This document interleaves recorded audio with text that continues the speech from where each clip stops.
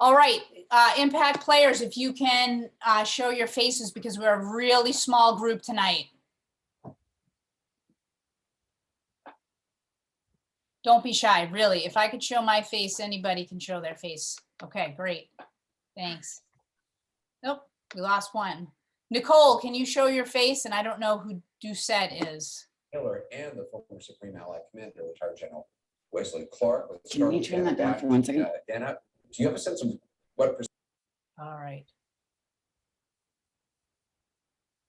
Okay, so I think I'll just start and then we can kind of go through a couple of things, but we do have 3 guests with us tonight. And again, I'm sorry for the lower attendance, but hopefully these players will be able to get something out of it. But Impact players, if you can turn your video on, that would be great to make it a little bit more of an interactive setting. I would appreciate it. But we have 3 representatives, I'm going to call you representatives of the Boston Dream, which really the values of the Boston Dream align with what we're trying to do with Impact in terms of empowerment, creating opportunities for not only just playing, but officiating and coaching, because that's something that we feel strongly about as well as in Impact. So this is going to be recorded. So it was part of our YouTube collection. So I know a lot of the older players will definitely tune into this. So I was just wondering, maybe Shannon, since you're a Northeastern and we can give Northeastern a plug here, if you can just share a little bit about your experience getting recruited to play Division I, and then your experience playing and any advice you can give to juniors and seniors who are, or even sophomores who are going through the recruiting and college identification process. Yeah, so I started the recruiting process, I believe it was like my sophomore year of high school, but I'm not sure if that timeline is still accurate because I think rules have changed when coaches can talk to players and everything like that. But when I was a sophomore, I started the recruiting process. So essentially just playing in a bunch of showcases. We actually weren't able to speak to college coaches as sophomores, so it was all kind of through our club coaches, which made it extremely complicated. But what I kind of would do is before a showcase, I would find the coaches I was most, like schools I was most interested in, get their coaches, head coach, assistant, any coach I could find on their website and email them, and I would make it directed to that coach and university. So I'd send an email to UConn, to Northeastern, et cetera, saying exactly, pretty clear cut, I'm interested in this school because X, this is the field I'm playing on at this time, at this location. Basically, I would try and look up what college coaches were going to this showcase and then make it super easy for them if they wanted to come watch me play. This is date, time, this is my number, definitely include that, name, position, kind of the basic information that you can put into an email without making it too long so they lose track. And basic info in the subject, like interested recruit number 26 on this team. So I like to think that helped me. I don't know. So a lot of players on my team did that. And then someone would take note of the coaches that were on the sideline so we could send a follow-up thank you email, like, thank you for coming to my game today. I'm very interested, XYZ. So that's kind of the process I went through. And then I started to gain traction with certain coaches that were interested in me and trying to get visits on campuses. I ended up committing to the University of Connecticut, like early junior year of high school. And I ended up going to the University of Connecticut and played there my freshman year. I transferred to Northeastern and finished out my collegiate eligibility at Northeastern. So I played there my sophomore, junior, and senior year. Absolutely loved Northeastern, and no knock to UConn. It just wasn't the perfect fit for me. Especially getting recruited so young and not really knowing exactly what you want is definitely a big factor to why I transferred. And kind of from that, my biggest lesson and takeaway for me was, if I could do it all over again, really pick the school that eliminates soccer. You are still going to be really happy, because when I was a sophomore, all I wanted to do was play at the biggest school, like biggest athletic school that I could play at. Biggest name, like those are what attracted me to the University of Connecticut. And great school. Some of my friends absolutely loved it there. just wasn't a fit for me personally. And when soccer, at times it went well, but at times it didn't my freshman year, it made me realize I really only liked the school for the soccer and not for all the other great things that that school had to offer. It just wasn't a fit for my personality. So in my transfer process, I was really looking for a school that fit exactly what I want. So, you know, if soccer isn't great, you still love that school. And for the most part, I loved my athletic experience at Northeastern. But, you know, there's ups and downs all the time, but like I was still at a school that I loved. So that's kind of like my biggest piece would just be find the school for the school. And then like soccer is a great plus, but you don't want to be going to a school purely for the athletics because it's not always going to be 100% great 100% of the time. Thanks, Shannon, because we had on earlier in the fall, one-on-one college consulting, and Kim Penny, who she was at Tufts University. She started this this company to help student athletes find their fit, and she kept kind of reinforcing finding your fit. And it's not, you know, athletics first. It really is like academics. Social fit is a huge thing too. And then athletics is kind of the third layer to all of that, because you might not be there for the sport.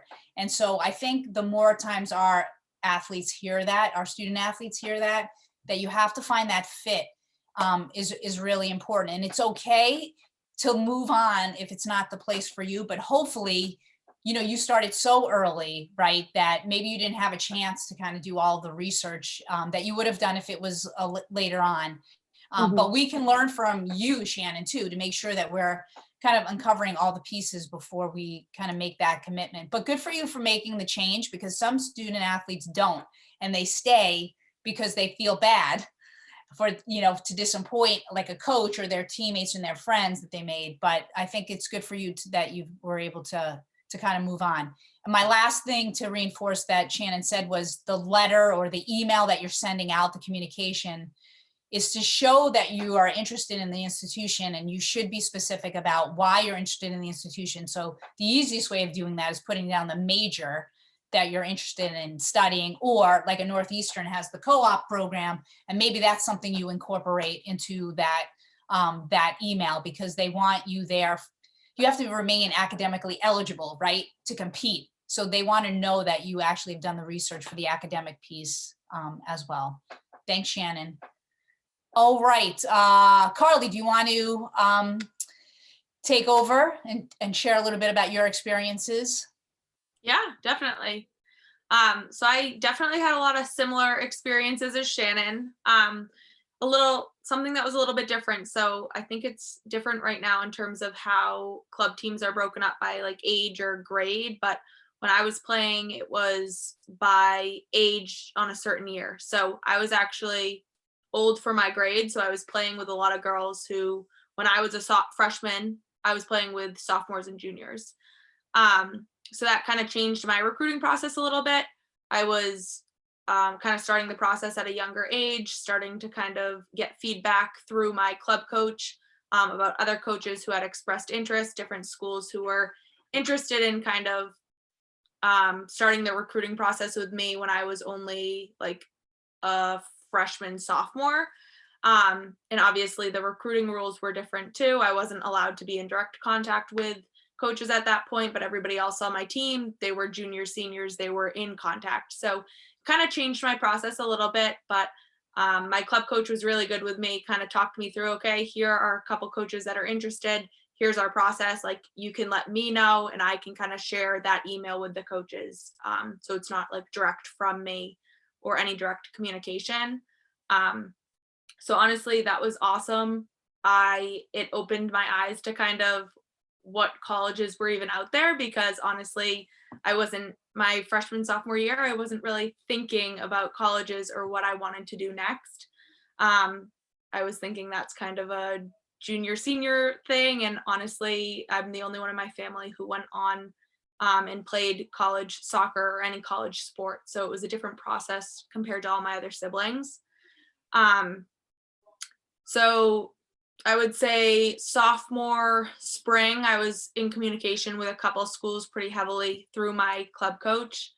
And I think one of the biggest things I learned throughout the process is like everybody else on my team was committing to schools, and I had opportunities to commit to different schools, but the biggest thing is kind of taking a step back, and to Shannon's point, like figuring out what I actually want. I'm a sophomore, there's going to be more opportunities, and jumping on the first opportunity that comes your way isn't always going to be what's best. I know one of the schools I was looking at was UNH, and I'm in Massachusetts, and I knew one of the biggest things for me was having my family and support system be at different games.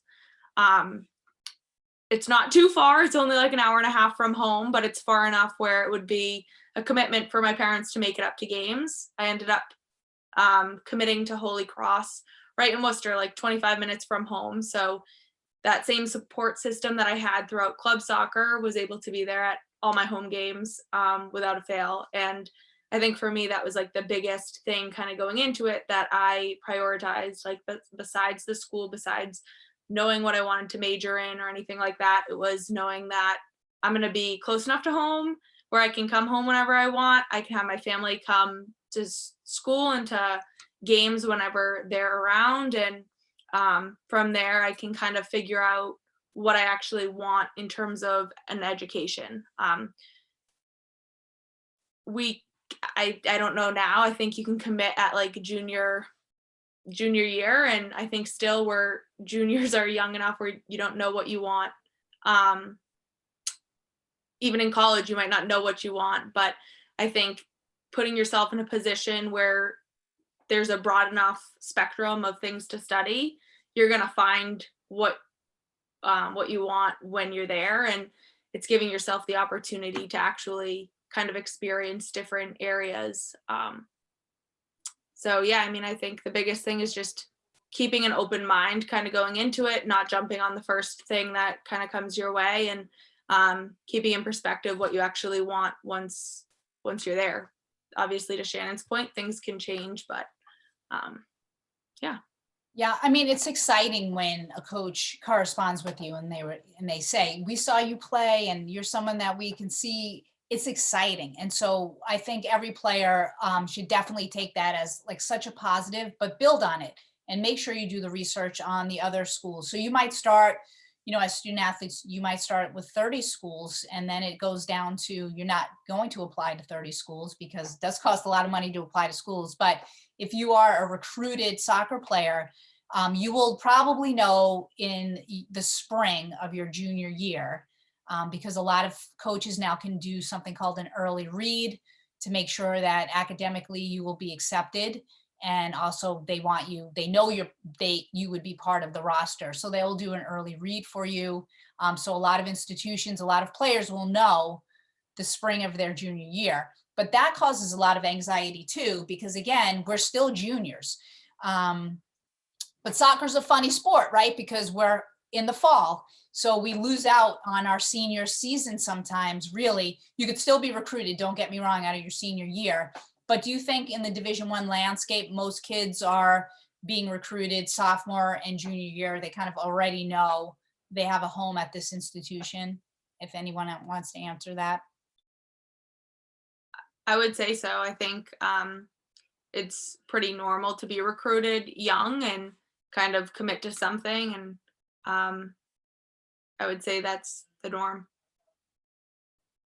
Yeah, I would second that it's the norm. There's obviously cases where that's not the norm, and like there was, I think, like 1 or 2 girls on my team that had committed their senior year. It is abnormal, but it happens. But I would say there was people on my team that were more walk-ons, like they had gotten into the school on their own and then reached out to the coach and said, I really want to play on the team, and the coach gave them a tryout. So there's that opportunity, but there wasn't that many recruited players on the team that committed their senior year. Yeah, I mean, so that's an interesting layer, being a walk-on. I myself, actually, I was recruited to play at some institutions, but the institution I wanted to go to didn't give me athletic money. So I was really considered a walk-on. And then I negotiated a deal after I realized I was pretty good. But it's the conversation that you have to have with coaches that's really important, because to Carly's point is like doing the research and figuring out like how close do you want to be to your family. If that's important to you, then you probably have no business looking at schools outside of that, that distance that you've set for yourself. And also looking at schools that have many academic programs if you're not decided. There are many schools that are like very business oriented. So, but if you don't want to be in the business world, that's probably a school that should not be on your kind of radar. So kind of figuring out what your career passions are early on is helpful and difficult too. In determining what you want to major in, that could be a daunting task as well. So Becca, do you want to kind of share your story? Yeah, I think that's a really good segue for me and my story, because I had a lot of ups and downs with deciding like what I want to do with my life, and I did put a lot of pressure on myself to make that decision pretty early. A lot of girls on my team were sending out emails to college coaches at the end of our freshman year, and so that put a lot of pressure on me to start sending my emails. And I really had no idea what I wanted to do with my life at that point, but I felt like this is where everybody else is, so this is where I need to be, which in retrospect, if I could do it again, I would have started later and actually considered, hey, what do I want to do with my life? Because in 4 or 5 years time, that's the rest of my life. And that's the important piece that you have to keep with you is, yes, we're all looking at soccer and soccer is really important, but there's life after soccer, and it's really hard to see that. And it was hard for me to see that until I was actually in college taking my classes. So when I was a sophomore in high school and I was going through my recruitment process, I was convinced that I wanted to do nursing school. And my sister's currently in nursing school. I have nothing against it, but there was a time where I was like, this isn't for me. And I had been looking at all kinds of schools, and I was in talks with a lot of the schools as well. And there just was a point where I was like, I don't know if this is for me. Like I need to take a step back. And so I took a step back from a lot of those conversations because I just wasn't ready to commit myself to a school. And a lot of the girls on my team had committed, and I was starting to feel a lot of pressure. So I started to broaden my horizons a bit and like look into some of the schools that I was still in conversation with and say like, well, what do you guys have for a majors? Let me see, like, what do I want to do with my life? And can I fit that? Like, can I fit that mold here? And when I was looking at Bryant, I was originally looking at their new PA program because I still thought that that was the path that I wanted to take. And I was sitting at one of their open houses, and a math professor came up to me, and I was having a conversation with her, and she was like, well, we have an actuarial program. And I, like, pretty much everybody I talked to was like, what? I don't even know what that is. That sounds so strange. And she explained it to me, and I realized like, that's what I want to do. I like math, and I didn't realize that I could have a profession that is math based, but in the business world, still working with people, working as part of a team. And that really is what drove me down my path to selecting Bryant as my place to play, was kind of thinking about what I want to do with my career afterwards and making sure that I took that step back and realized like, yes, soccer is important, but it's okay to be behind because it's your life and it's your journey, and you can't let the pressure of other people on your team committing make you make a decision that you're not ready to make. And if you never had that conversation with that professor, right, just think about it. Like it's the encounters that we have. Like I keep telling people, the more people you meet, the more opportunities you get to understand where you fit into different places. And in your case, it really helped you define a major for yourself. One other thing though, I want to bring up is the pressure, because I'm seeing and feeling it with social media, especially. I just posted a congratulations to one of our impact players who just committed to an institution. And for every one player that, has that positive, already knows right now where she's going, there are so many more that haven't heard back from the college coach, or the coach wants to see them again live because we sent in all the video. The highlight reel isn't enough. The full game isn't enough. The coach still wants to see you live. there was a lot of pressure, especially last year with games and tournaments being canceled and college coaches couldn't see you live. Then what do? Thankfully, there are a lot of ID clinics that opened up. So a lot of our players were able to attend a lot of those on the college campuses, at least to be seen. But that pressure, I think, is going to be with us for a very long time with social media. Can you give some advice on, now that you're removed from that, it's pressure from parents also, because parents love to say, my daughter just got a scholarship or is committing. Like, how do you deal with that? Looking back, your younger self, how did you deal with that? And then what advice would you give to current students who are in the midst of all that pressure?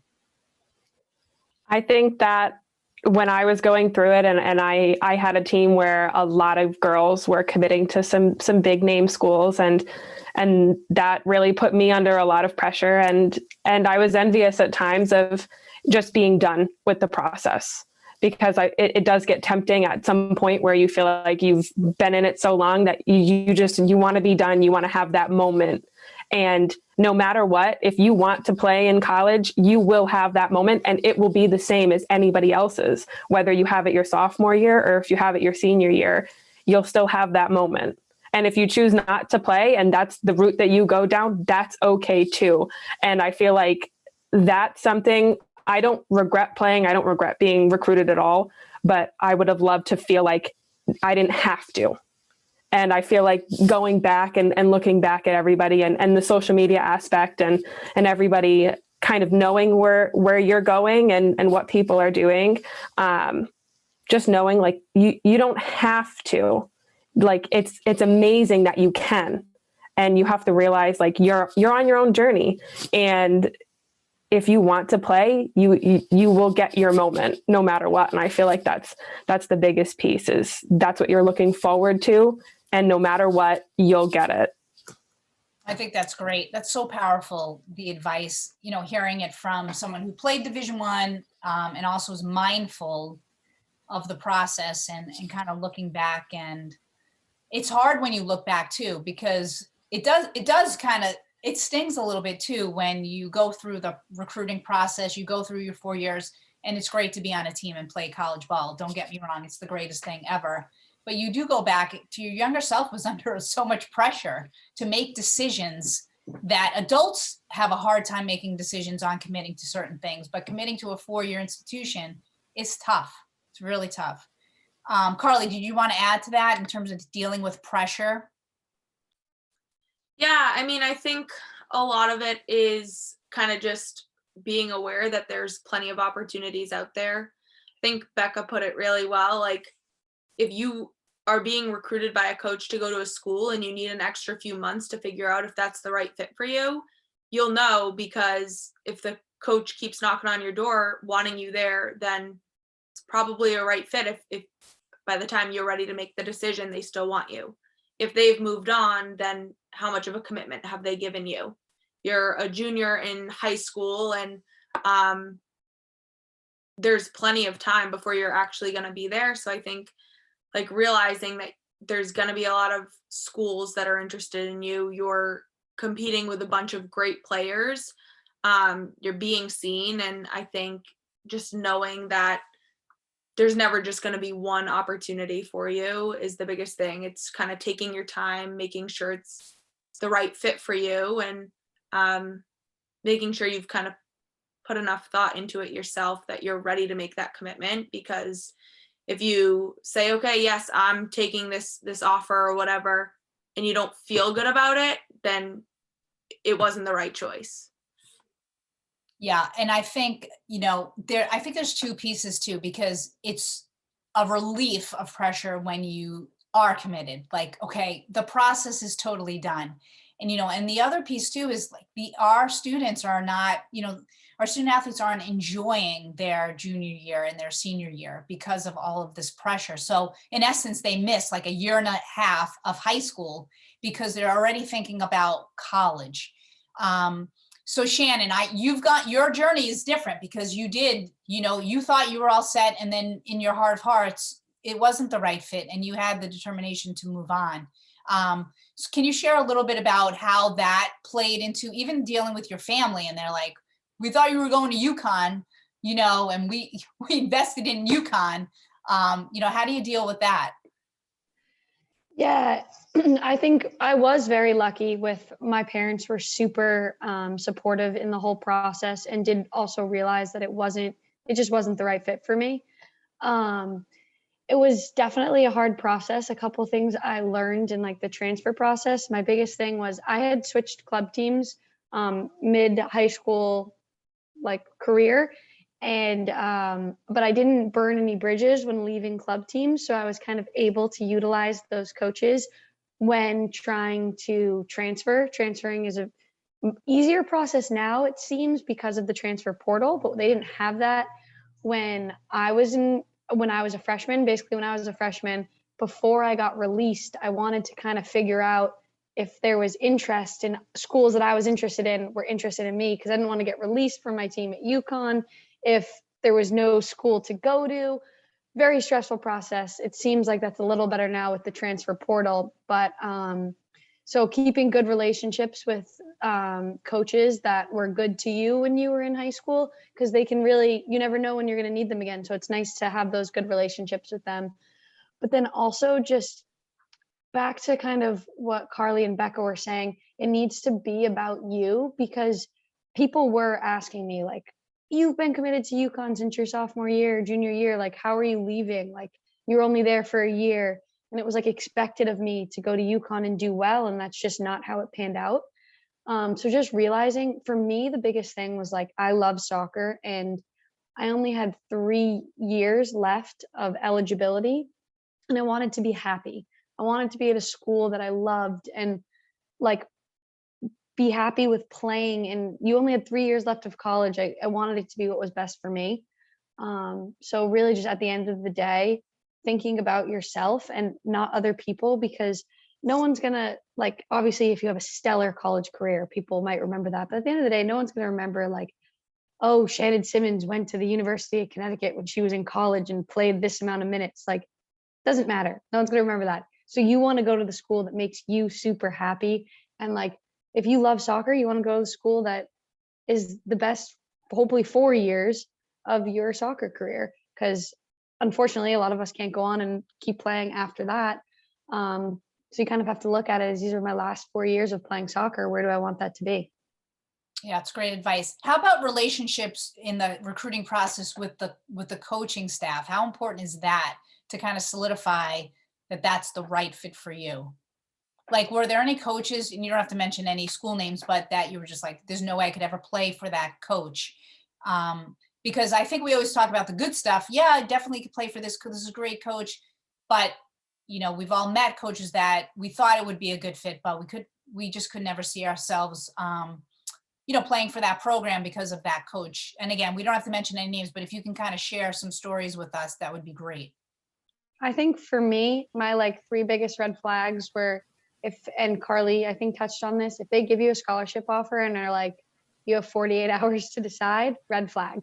Because if they're really interested in you and like want you at their school and in their program, they might not be able to give you a scholarship offer and say you have a year to decide. That might not be in the cards for them. They're trying to build a great team as well, but they should give you a window of opportunity to really think on your decision and make that decision. And in my process, very, very, very few schools did that. There are a lot of coaches that are super open and will try and keep that scholarship on the table for as long as possible. If you do get a scholarship offer, and then watching a game, because they can tell you they coach in a certain way, doesn't mean they actually do. So watching a game and really, you know, you are there to watch the game and stuff. But if you're interested in going to play for that program, watch the coach, watch how she interacts with the team. And hopefully you go to a game that isn't a blowout so you can see how they actually coach the team and if that style works for you. And then something that I think is worth looking into is the transfer rate at the school. Are a lot of girls playing all 4 years? Is their freshman class? I mean, a lot of times the freshman class isn't going to last till senior year, but are a majority of them playing their 4 years at that school? Because I had friends go to schools that like come in with 10, 2 of them make it to senior year. Might might be a weird case scenario, or that might be there's a reason that's happening. So kind of just, those were the three biggest things that if I could say to my younger self to look into, it would be those three. Yeah, that's great advice. And, we have access to the rosters now. Back in the day when I was, playing, there wasn't electronic. So you couldn't tell how many players were on a roster unless you actually physically went and grabbed one. So now we have access to compare the years. And I think that is a really good point in terms of, first of all, how large is a roster too? Even Northeastern's rosters was pretty big, I thought, but that was due to kind of COVID. But, we're still going to be in that zone of larger rosters for, I think, a couple more years until, everything kind of sorts itself out because people are using their eligibility. But looking at rosters is definitely a key aspect to the recruiting. Did you want to add something, Shannon? Oh, no, I was just going to touch on the Northeastern point. They weren't we were 22, 23, which I would say is almost small when I was sophomore, junior. But I've been going to games recently, and with everything with COVID and eligibility, their roster is hefty. It's big. Yeah, but it's everywhere. But I think it's really important though, as an incoming freshman looking at these rosters, is now you're not playing against a true senior. If you think about it, now you're playing with and against a 24-year-old, could be 25-year-old.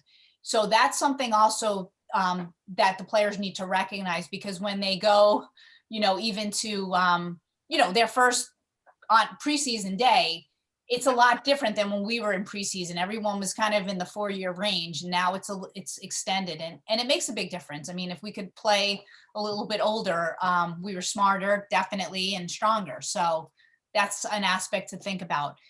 Can you also talk about, Carly and Becca, a little bit about preseason, and what it's like to get in shape for preseason? Yeah.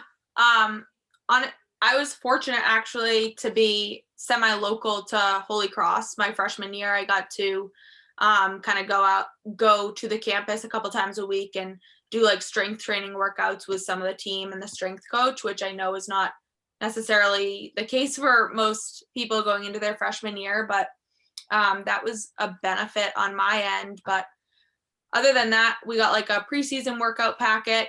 And I think that's pretty standard kind of day-to-day workouts, what that whether it's distance running, sprint workouts, whatever it might look like, full breakdown of kind of what the warm-up should be, what the main workout should be, and then kind of recovery, what that looks like as well. And I guess the biggest thing is kind of making sure you are committed to what each day tells you should be doing, and not just going through the motions, but actually going as hard as you can in training, because that's the only thing that's going to get you to a point where come preseason you can compete with everybody else around you. Freshman year, you're going in and you gotta prove yourself. Everybody is essentially a recruit, so they're the best of the best on their team, come to a new school with 20 other girls who have already proven themselves. You've got to really kind of prove who you are, prove that you put in the work over the summer, and basically show up. Essentially, you got to the point of the age gap, I guess. You're coming in at 17, 18 years old, competing against 22-year-olds who have 3-4 years of lift training under their belt. They're stronger, faster, they're better than you. And I think just making sure you're putting in the effort in the preseason to at least compete, it's really going to separate you from, or at least keep you with everybody else, so that you're not separating yourself and looking bad, I guess, coming into preseason, showing that you put in the work. Yeah, I mean, it definitely is humbling. I can remember my first day of preseason, I felt like I couldn't breathe, and it doesn't matter how in shape you are. It's just the environment of being nervous around all these people who know each other. They have their own jokes. And you're just okay, can someone pass me the ball, so I can be seen. It is a very stressful process. And that's why knowing who the coach is important also, because is that coach someone that embraces a team culture? Is it, I think understanding how the coach will coach the incoming class and how they will treat the incoming class is really important. And coming in healthy and fit is a big deal because, as you know, it's not just one practice. It could be 2 practices or 3 practices a day, which we're not used to that. As a 17-year-old, it doesn't matter what you did in high school. It's just a different environment when you're getting banged up with bigger people, and trying to stay out of the athletic training room is like, that's key. I think your first few days, because you're trying out, even if you're on scholarship, you're still trying out for a spot. Becca, did you want to add your experience at Bryant? Yeah, I think preseason for us, it's all about the effort that you put in. And if you're putting in 100% effort, the coaches know, but your teammates know. And you're making your first impression with your coaches, but you're also making a first impression with all of your future teammates. And I was very fortunate that everybody around me really supported us. And my class at Bryant, we were a big class. We had 9 freshmen coming in. So obviously it took a little bit for everybody to learn all of our names. It's a lot to learn 9 people, and we had to learn everybody else's names, but everybody was really welcoming. But you can tell as going through, you can tell who's putting in 100% and who's holding back. And the biggest difference for me when I was in high school looking at college soccer was when the ball's on the line, there's someone running for it in college soccer, and they get there. And if you can be that player that gets there and make sure that you're working, everybody will see it and you'll gain that respect. A big thing for me for preseason is you're more than just a player. And I feel like that's so important. These are going to be your friends. This is your foundational system. You're here before everybody else. You're at school before school even starts. You're building relationships. Be yourself, because it's really hard to pretend to be someone you're not for 4 years. And if you're different than people on your team, that's okay. And just showing people, because I was different than a lot of people on my team, and coming in, I was myself, and so was everybody else, and everybody has those quirks. And I feel like you grow up and you're in the same town and you meet a lot of people that are just like you. And then you go to college and you meet people that are nowhere near they have different accents. I know my roommate freshman year was from New York, and I had never heard someone from New York talk before. And that was new for me. So just be yourself.